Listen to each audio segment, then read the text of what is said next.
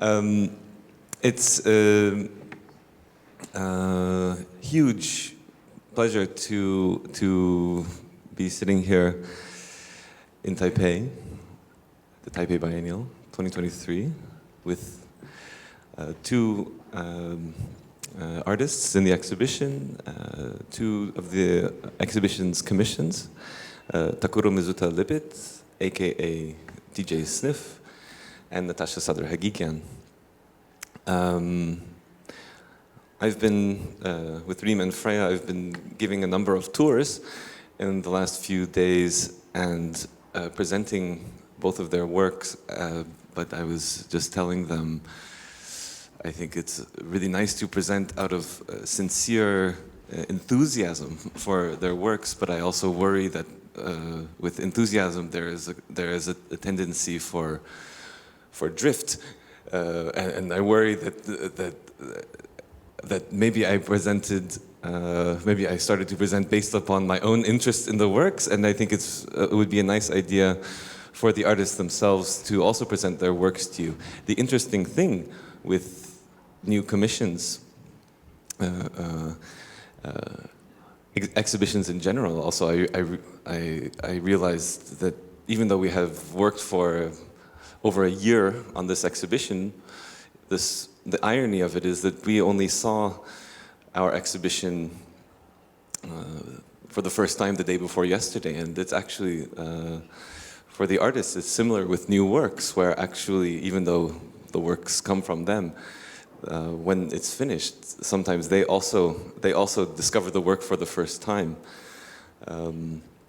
So in all of these moments of discovery, there are new questions arise, and I think it's nice to also approach works and the ideas behind the works as something very dynamic and not completely stable, and something that is always producing new questions, even for those who created the works. So without much further ado, maybe I will pass the mic to Natascha to introduce her work in the garden right next to us over here, entitled Watershed. Yes, thanks Brian for the introduction and also for arranging this conversation. We were just saying over lunch that especially with new work, these conversations also help to trace what we've actually been trying to do. So this is a very generous and nice opportunity to think through the work. But maybe we can first just, I could just take you through the very practical setup of it and how it came about. So in December, I came to Taipei. We went to the Cube Music Festival, and also it was a site visit. And I had a conversation with James T. Hong, a friend and Taipei-based artist, about the experience of caring for a parent with dementia, which was a very important conversation that triggered a lot of thoughts around this experience. So that was kind of the starting point, and then because somehow for me listening is such a profound part of my practice that it kind of leads the way to how a project takes shape. So these different elements that you then see in the garden are basically all a result of this visit in December. So what you see in the garden and you see before you here are 6 sculptures, I call them sound sculptures, that are made of a PVC material that has this holographic surface, and they are sitting inside of these walkers that are devices used by mostly by elderly people or people who have a condition that needs kind of an assistance with walking. And inside of these sculptures, it's set up in the garden of the museum, and that is just outside here on the left.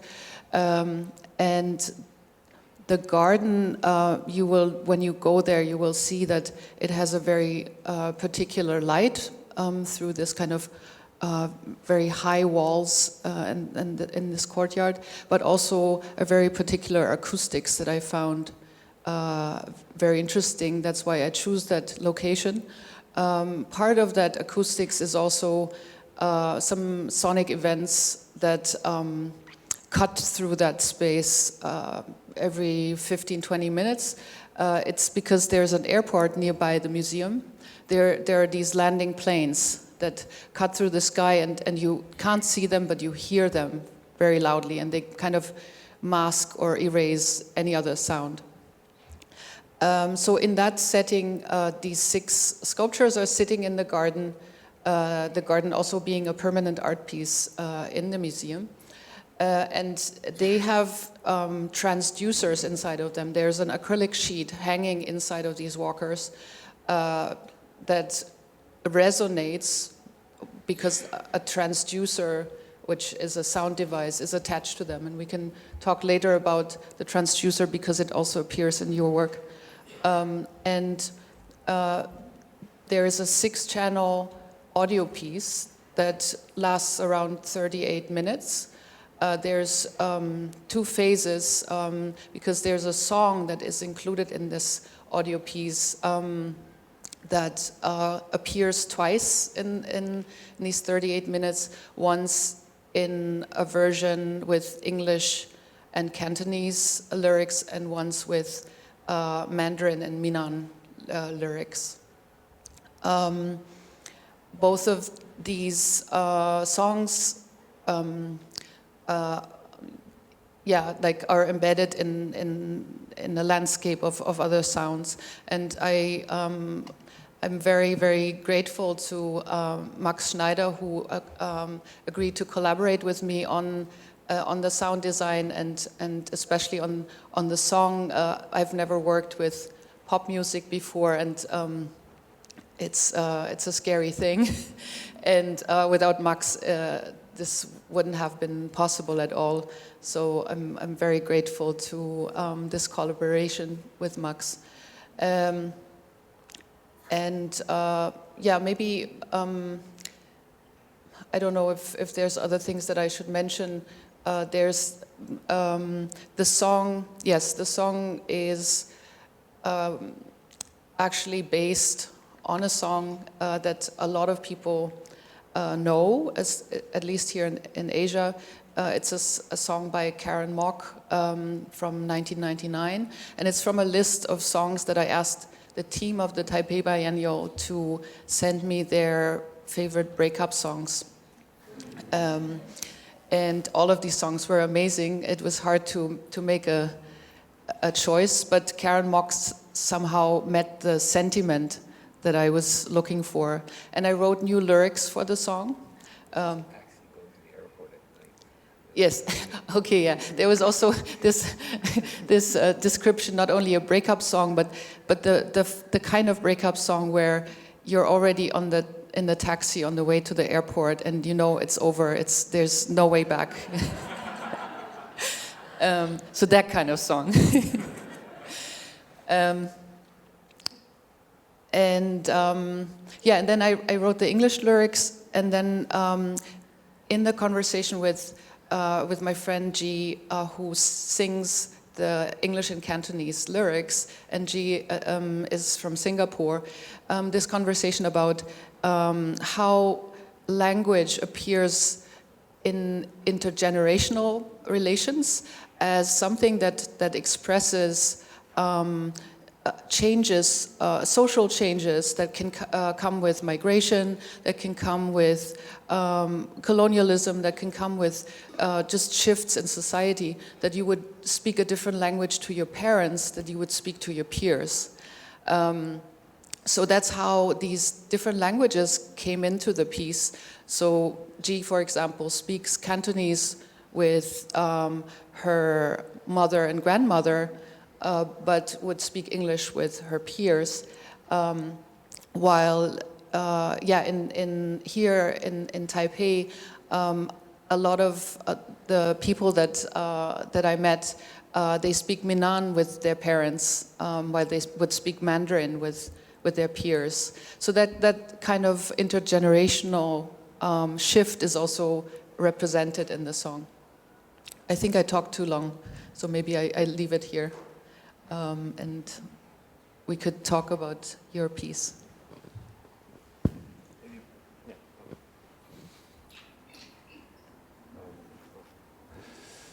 Yeah, I could briefly talk about my piece. So thank you everyone for coming. Thanks for the curators, Taipei Biennial, for giving me this opportunity.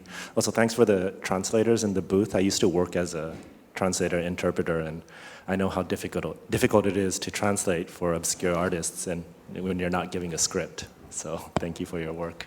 Back there, my work is called Transformer. It's a sound installation piece, and the basic idea or the inspiration is through about an artist named Grandmaster Flash, who's one of the considered to be the originators of hip hop. And but what I really wanted to deal with him was that Grandmaster Flash was this very kind of innovative, intelligent artist who was very savvy with technology. In his young years, he discovered many aspects about sound and technology through kind of fiddling with kind of homemade speakers, or discovering that you could play records with a needle, a sewing needle, putting it on a bicycle wheel. And these things for me represent something that I really believe in, is this notion of knowledge that is not formal knowledge. So typically when we think of knowledge or even technology, we think of it something that it could be transferred or communicated through text. Maybe in music that's a score, in academia that's sort of some kind of writing. But I believe that there's also a certain knowledge that is kind of in our touch, in our feeling, a tactile knowledge that emerges through the contact of our skin, and also when we touch objects, instruments, some sort of physicality, the materiality. When we engage with this, there's a certain knowledge that's transferred, and there's a certain knowledge that embedded in it, and it's transferred through. And I feel like my practice as a musician and as a turntablist is very much based on this tactility. And Grandmaster Flash, or the practice of DJing turntables, is based on this tactility, but because it's this informal form of knowledge, in the discourse, it's typically considered as something a little bit lower. It's just physical, it's intuitive, it's sort of athletic, and it's not sort of this formal. So that's why his early innovations are not really talked in the context of avant-garde music or experimental music. It's not in this. And so I wanted to trace his stories of what he did, these little experiments and hacks, and I read his autobiography. And also very importantly, there's a book by David Toop, who's a sound artist, sound scholar, wrote a book called Rap Attack in 1984, and he interviews Grandmaster Flash, and Grandmaster Flash talks about how he made a headphone cueing system in a DJ mixer that he hacked. So I traced these and I tried to rebuild them, and the reason why this piece is called Transformer is because when people try to define what DJs do, or especially what turntablists do, one of the core ideas is that it's somebody who takes a sound or a music that's pre-recorded and they transform it into something new. And that's the definition of a turntablist. They don't just play records, but they transform it. And this actually goes back to some theories by Moholy Nagy, who wrote in Bauhaus that art should be always reproduce new relationships. And so transformation is the center of what art should be that's made with sound recording technology. But anyways, and so transformation is this very important idea, but also there's a technique in DJing called the transformer scratch. And it's a technique where you kind of on and mute sound very quickly. And Grandmaster Flash, in his life, in his trajectory of life, He kind of went up and down, but he always used technology as a way to kind of propel his career. He was always very savvy, and so at a low point of his career, to kind of get back up, he designed a little instrument called the flash former.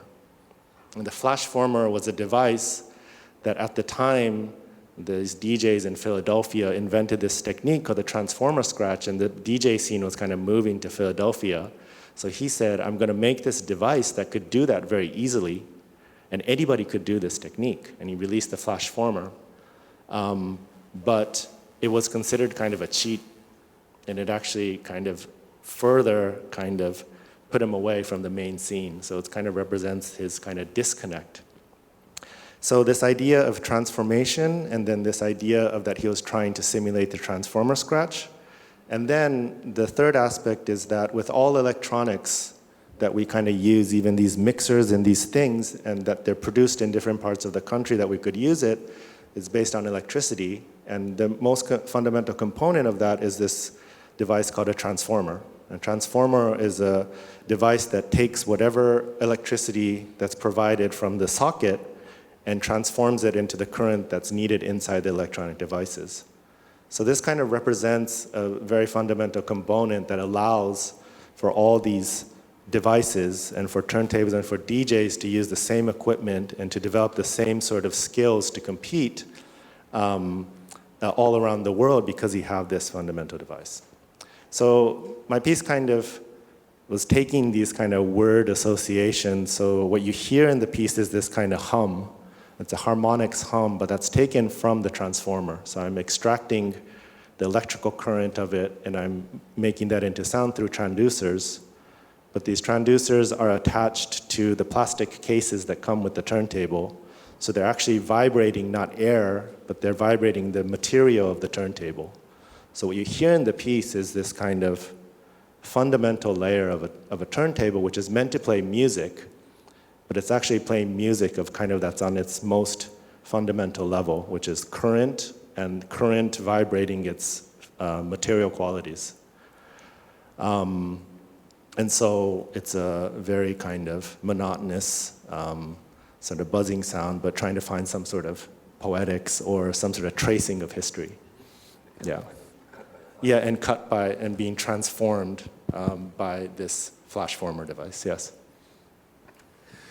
Thank you both. I also realize as you are both speaking, I think a very important thing that I should mention is that both Natascha and Taku were extremely important, and our conversations with them, Freya and Riem, and my conversations with each of them were extremely formative and inspirational for the biennial as a whole, and we really learned a lot by speaking to both of them about different things, probably even before Small World, 小世界 was our concept was kind of birthed. So I also want to thank you really both for that, if I haven't if we haven't done that already, expressed that. I think also, as I sort of remember our conversations, I remember a theme that came up a lot in our press conferences and things, which was this this city in northern India that was able to see the Himalaya mountains for the first time, because during the pandemic, the lack of movement, the limitations of movement meant that the cars, there were no cars, the industries had stopped, and the air pollution cleared enough to see the Himalayas for the first time in decades. And the beauty of this image is also mixed with a certain cruelty of not being able to move, not being able to use machines for movement. But then even within that cruelty, one finds another kind of radical challenge, which is to also try to rewrite or sort of rewrite the script or the relationship between extensions and technologies and machines. And I think this is in a way, I think, the hum that we hear in Transformer, in the current, the hum of the electrical current that musicians need. You know, this lack of movement was extremely cruel to musicians whose performance ability to perform, to travel was completely paused and choked. I think also for Natascha has said some very interesting things about the role of the caretaker as someone who Watershed is a figure who the Watershed installation is dedicated to, who loses themselves in the process of caring for another. I wonder if you could say a bit more about this, Natascha, because you've described it as a kind of a social contract. Oh, sorry. We've been thinking again through these two works, and we found that there's actually a third work that creates a triangle with Jackie's work, and that the three almost like trace a movement between the kind of basic current and what you called sentiment. And I think one thing that I've been thinking a lot about, and it's kind of at the basis of the work that I developed for here, is recognition, and to divide into recognizable sounds and unrecognizable sounds, and that's something that, of course, also in the history of music has been the basis for a lot of theories, or also types of music, like music concrete, and the very idea of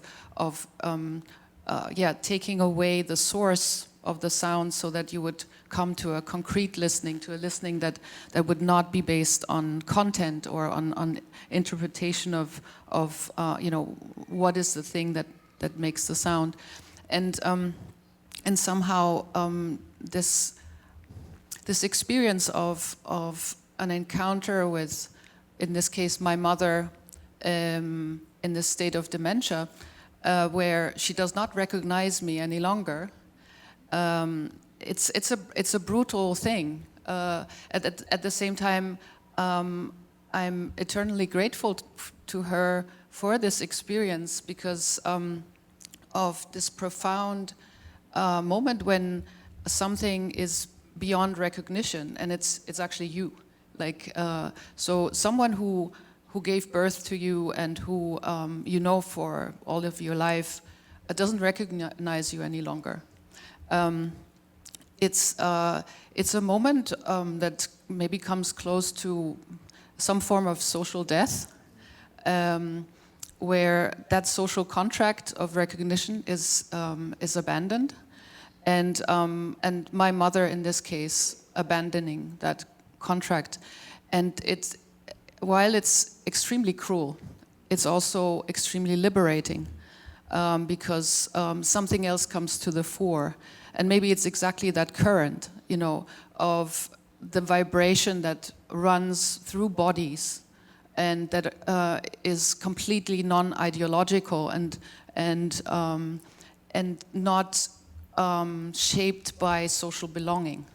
And what comes after, before, and beyond social belonging as something that gives us a sense of safety and togetherness, but at the same time it can also be extremely cruel, especially when you're outside of it.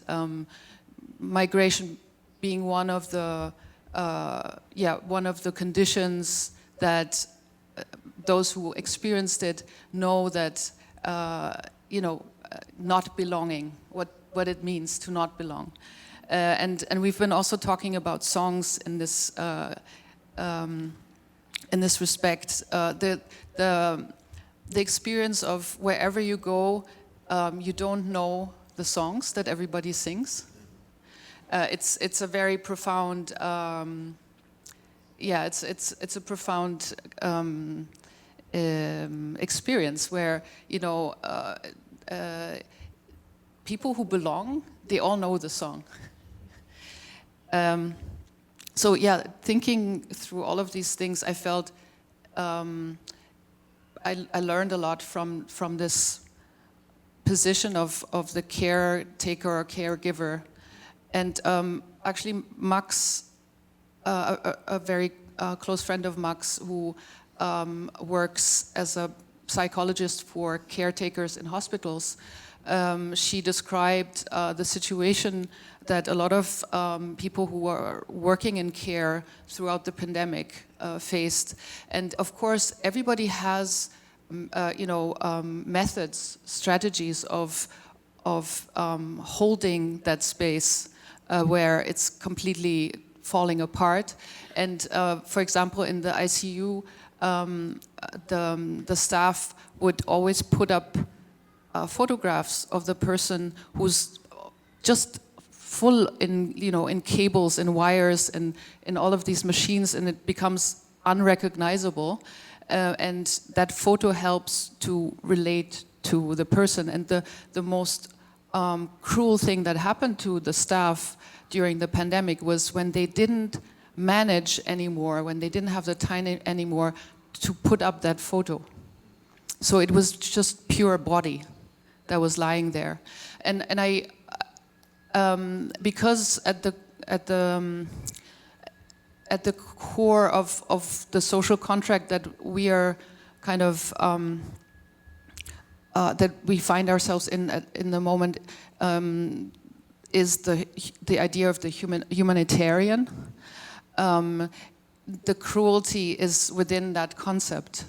So sensual belonging, and that that comes through the vibration, through the current, seems to be liberating oneself from the cruelty of social belonging. And that's something I feel I learned from my mother in the moment when she completely abandoned the social contract between mother and child.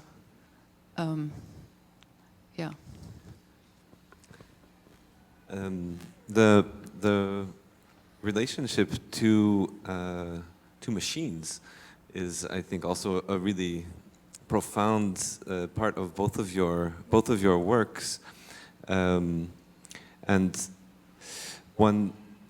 I use machines as a term deliberately for its kind of heritage in industrial revolution, in industry.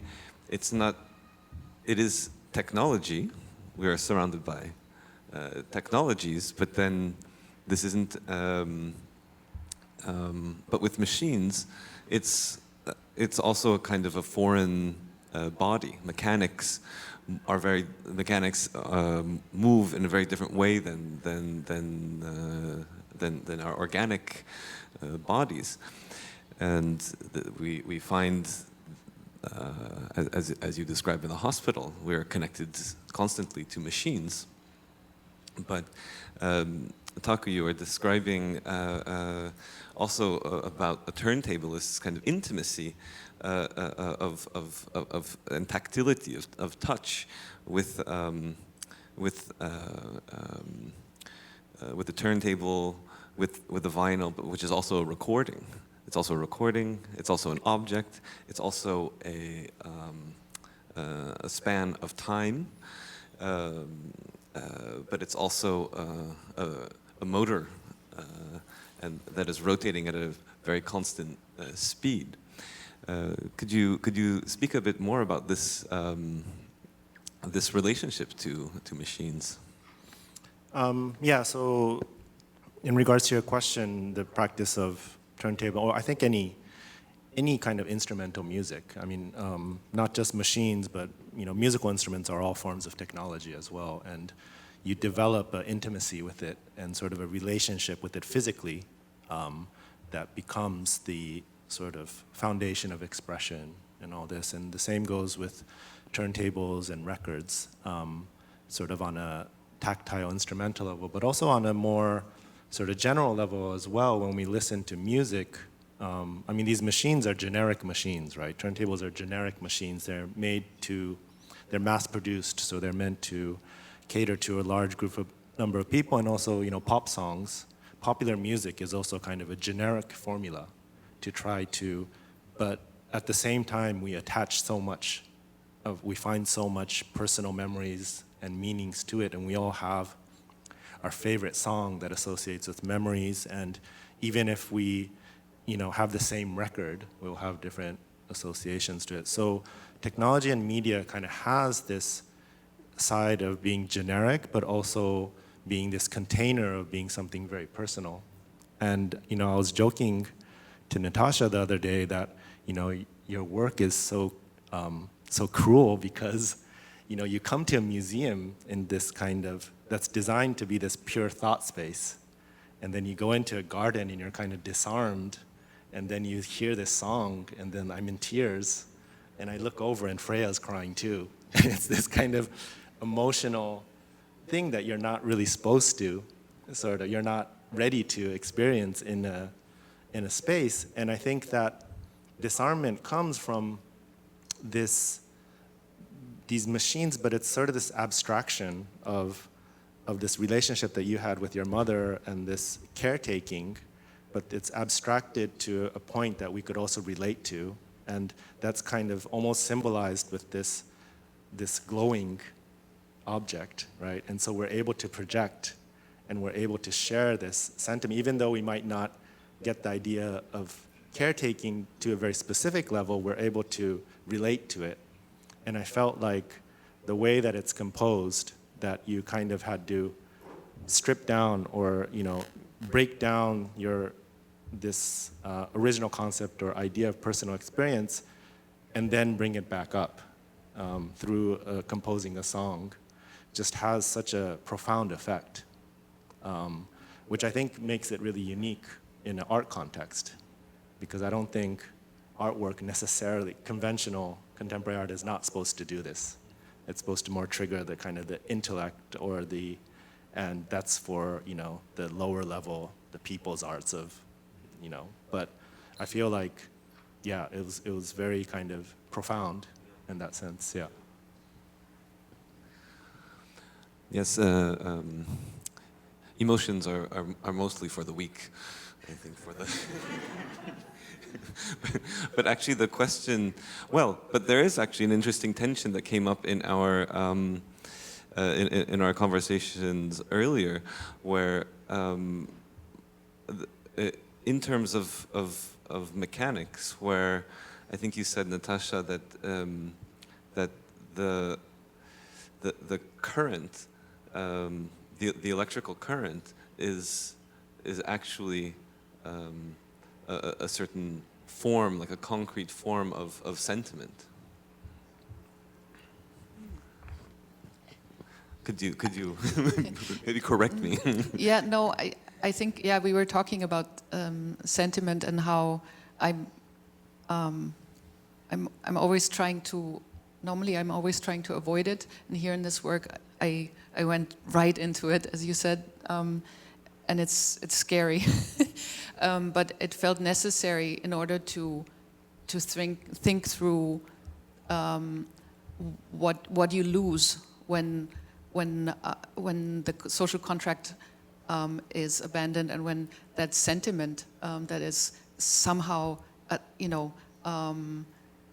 like creates and recreates that, when that's not the basis of the encounter, and thinking through what I'm calling sensual or sensual belonging, where it's through the vibration and through like vibration as something that moves bodies, and I think that's where our two works are so connected, and on a very technological level, but also I think on what is at the core, and the technology. And I think that's again something maybe that we share, that we choose technology that kind of is already doing what the intention is. So working with transducers, and in your case also on the other end with turntables, it's the very kind of act of making a body resonate. If you think of a space that has no reflections, you know, if for example these wall panels were perfectionized to an extent that there would be no reflections anymore in this space, you would be in a completely dry environment. You would lose orientation because you live off this constant, like, being in touch with the resonant bodies and with the reflections around you. If you don't have that, it's a dead space, and you can't really be in a dead space.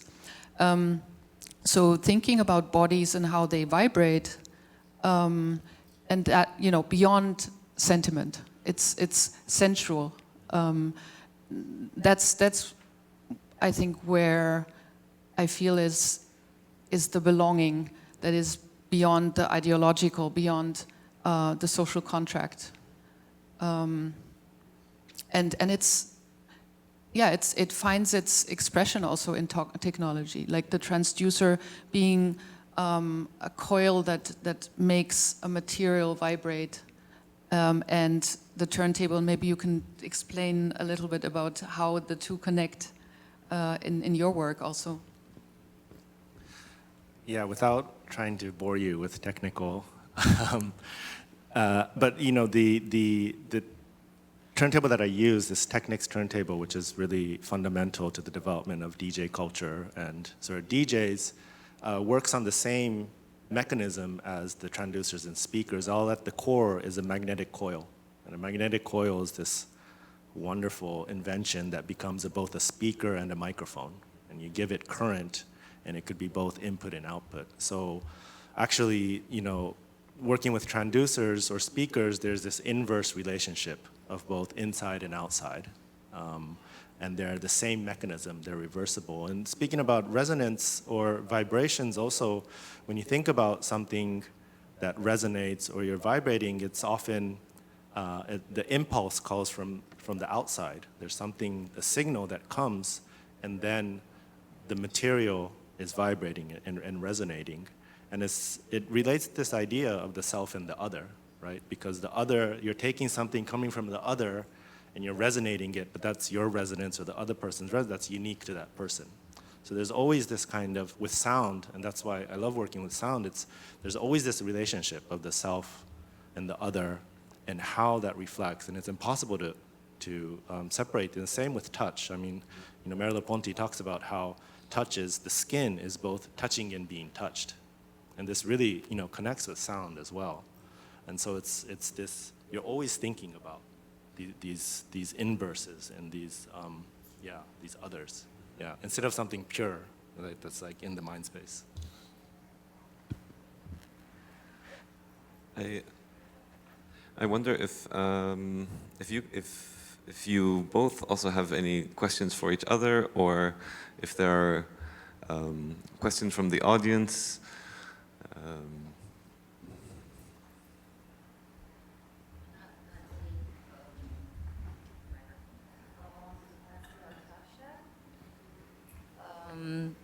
I want to ask Natascha about your work. So you talked about you choose the song like you collected from the group in Taipei, and then you choose the song that's the breakout song, more sentimental song, and you also say you usually don't touch the sentimental part of yours.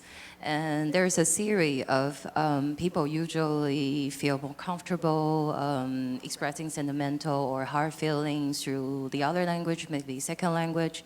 So my question for you is, will you consider recreate this work in your own language or the music you actually relate to? That's it. Thank you for the question. I've been thinking about that. Whether if the work would travel, I would consider bringing in other languages, and depending on whether it's in a context that meets some of the languages that I live between 3 languages, and so I could totally imagine including that. It was also such a wonderful experience working with both the singers, but also the different people who did the translations or did their renditions of the song. For example, the Cantonese, which was one of the first translations that we did. Anthony Young did such a wonderful job in interpreting the English lyrics and rewriting them from scratch, because you can't really translate lyrics, then it doesn't work as a song.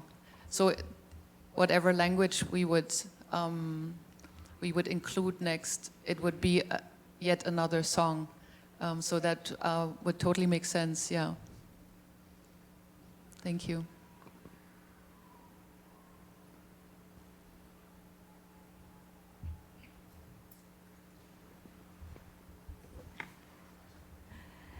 Hi. Thank you both for really beautiful work and great host. I'm really interested in maybe 2 things. One is, I guess for me, like you say, both this work and another work, all 3 sound work, works a lot with harmony and the collective voice. And for me, that has certain kind of, like a bit religious or certain kind of spiritual involvement for audience, and certainly kind of emotional as well. And whether that's something you already considered from the beginning, or whether that is sort of something that comes out of the acoustic or comes out of the space and the install. And another thing that I guess maybe connect to this is the deformed or decomposition, or a lot of like the forms being combined or taken apart from different things for both the work. And for me, there's certain relationship to maybe rebirth, or the line of birth and death, or old and young, or futuristic to kind of retro, or and especially like the kind of combined animal figure being kind of abled or supported on walking frame. Like for me, it's like kind of this mythical creature that is not touching the ground and that is lifted, and somehow looking kind of quite young, or quite kind of fresh, and kind of baby-like in a way, kind of still forming or still transforming, but then combined with something that is very, very much aged, or very much needing support, but not moving, stationary. Somehow kind of let the line between kind of being taken apart and reform again, or taking something from inside out. But suddenly, like both the vibration is from kind of almost the center. You both place the transducer exactly kind of in the center of the hearts in a way of all the deformed figures.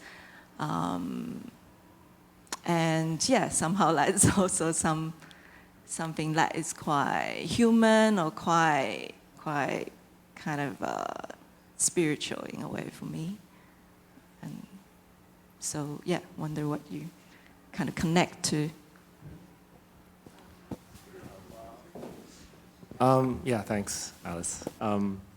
Yeah, you mentioned that my piece, when you saw it yesterday, that it had like a religious quality, which I didn't think about, but then I guess the sort of symmetries and also the tone and the hum, which I realized afterwards. I think when we talk about like vibrations and sensuality, there's always, it's easily associated with spirituality, and we see a lot of kind of both traditional religions and also kind of pseudo-science religions talking about like vibrations, earth vibrations, or spiritual vibrations. So I think there is a connection there, and especially when there's a combination of sensuality and sort of a scientific aspect of it, so that you could kind of, it's something that's irrational, that you don't understand. It talks to the non-linguistic kind of bodily part, but then you could also quantify it somehow, that it's 550 hertz or something like that. Then it's almost a formula to kind of leading to like a grander narrative. In my work, I wasn't thinking about it, but I did find a lot of pleasure in listening to the frequencies that I found.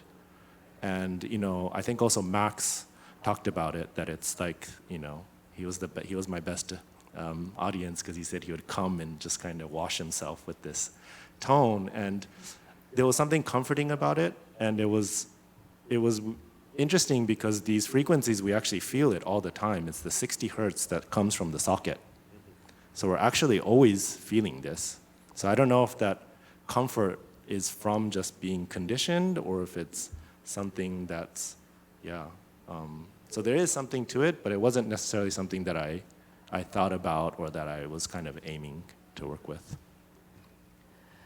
Maybe it's just also that religion maybe often occupies that space of trying to find rituals for these larger forces of transformation.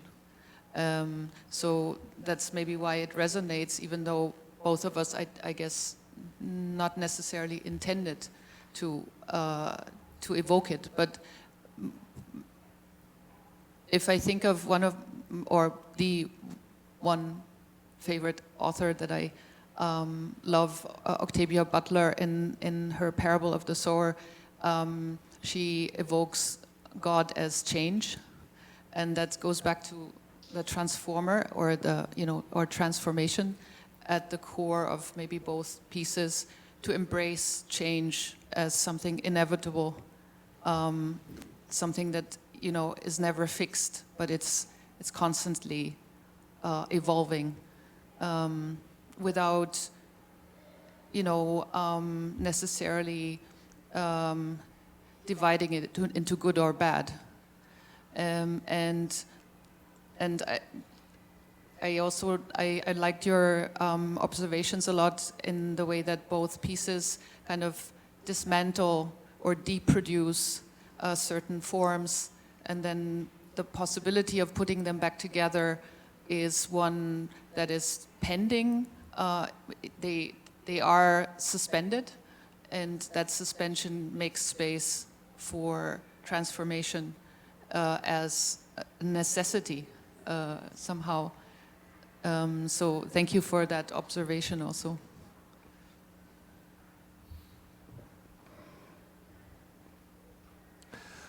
Further questions? So fascinating question, Alice. Also because emotion, as you said, where emotion is not something which is it's sometimes beyond the boundary of spaces of art, but then also the sacred.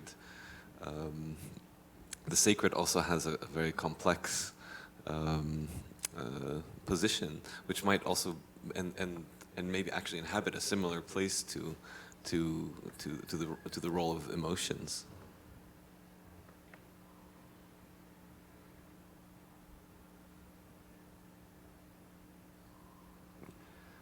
I know there are many questions.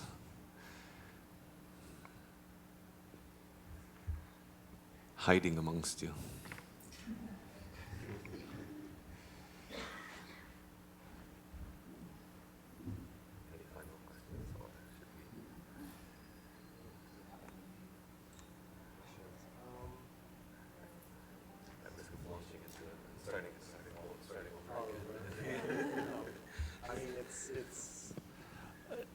I don't really, this is only my third time to really work in the art field. And it was extremely difficult because I felt a lot of pressure to, provide the idea of something concrete before it was done. And I'm realizing that I know what my piece is now through this conversation. And we were talking about how important it was to come into the space and to adjust things and to bring in. And I think one of the great things about this event was that, yes, you were talking about, being mindful, and we had these conversations about sound, and I think our meeting, I very politely said, in a very polite Japanese way, I said, yeah, art people don't understand what music and sound is about. It's always secondary. And I think, like, we thought on that for weeks or months after you said that. But I think the best way that you accommodated us was that you gave us space to make the adjustments, and you made us space to define the work till the very end, and to have this, to give us space to also define it, now, which is actually how things are, and it's gonna change. It's always in flux. But that felt like the most kind of intimate, genuine aspect of working with this particular group, and that you kind of gave us the space to allow us to define our work in this context. Yeah. Thank you for saying. It's a good note to end on, I think. Please join me in thanking Natascha and Taku.